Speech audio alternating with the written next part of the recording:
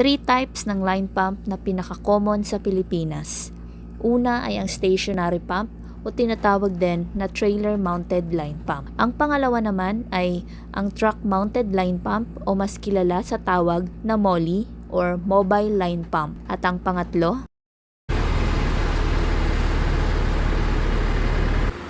klase ng line pump na ginagamit na rin dito sa Pilipinas.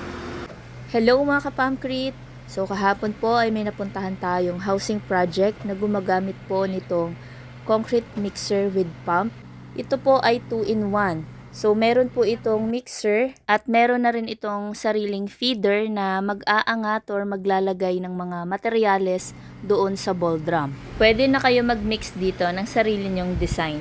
At meron na rin itong line pump sa iisang machine lang. So this time po ang contractor na ito ay nag-outsource sila ng ready mix sa batching plant kasi medyo mababa lang or maliit lang ang production rate nitong mixer pump nila. Ang 8 cubic daw kasi ay inaabot po ng 5 hours.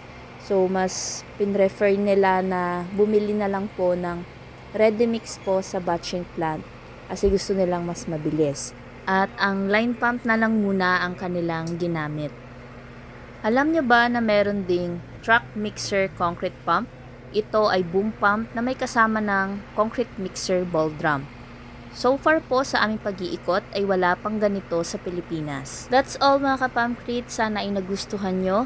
Please don't forget to like, share, and follow for more videos. Bye!